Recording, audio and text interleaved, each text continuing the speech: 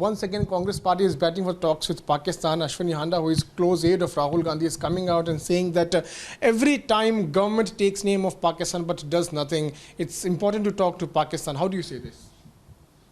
Well, it's for the Congress party to explain to the people who have suffered for so many decades, with despite talks under so many Congress governments and no action, that here terrorism has continued unabated.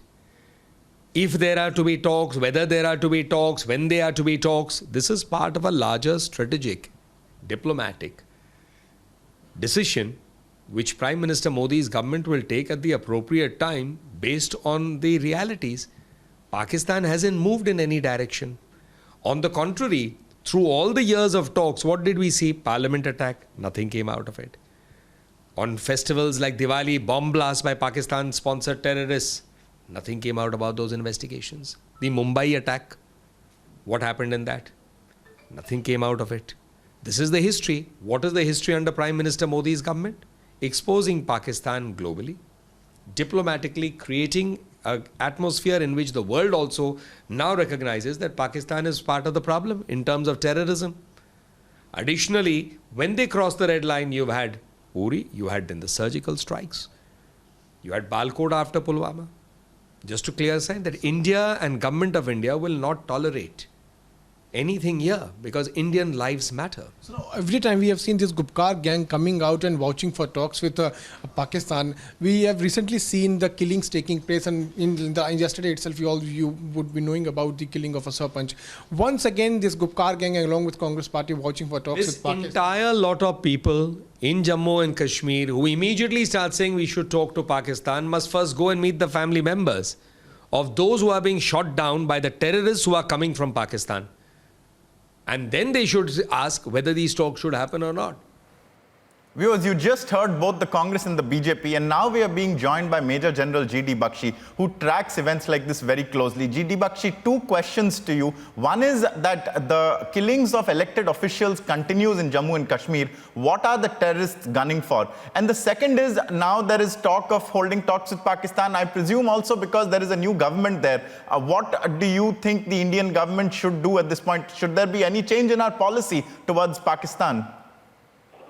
To the contrary, I think with the killing of these Kashmiri Pandits, the Sarpanches and elected members, I think India should revert to what it was doing earlier. We should hit out across the LC instead of talks. We need to talk with guns to make them understand that Indian lives are not for killing. They don't come so cheap. And we will not crawl because you have killed one Kashmiri Pandit boy, you killed Sarpanch and some members of the Panchayat. You think we will start crawling?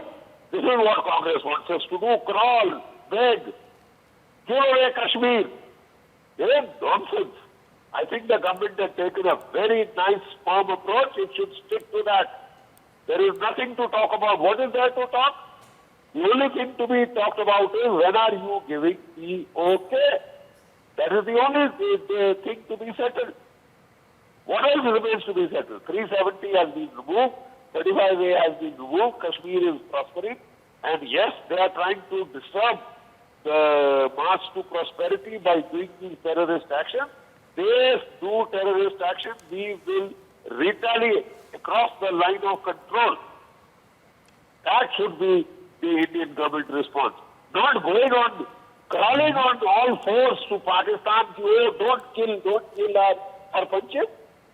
You teach them a lesson for killing Indians. That is what needs to be done. Pakistan, we have done enough mollycoddling. How many peace initiatives do we need? Have not, when Prime Minister Modi took over, what was the first act? He invited all South Asian leaders, including Nawaz Sharif.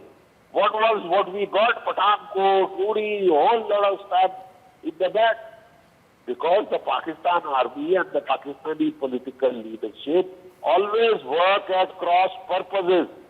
If the political leadership under Nawaz Khan wanted to negotiate with India, the Pakistani army did its best to sabotage all these efforts by doing major terrorist attacks on India.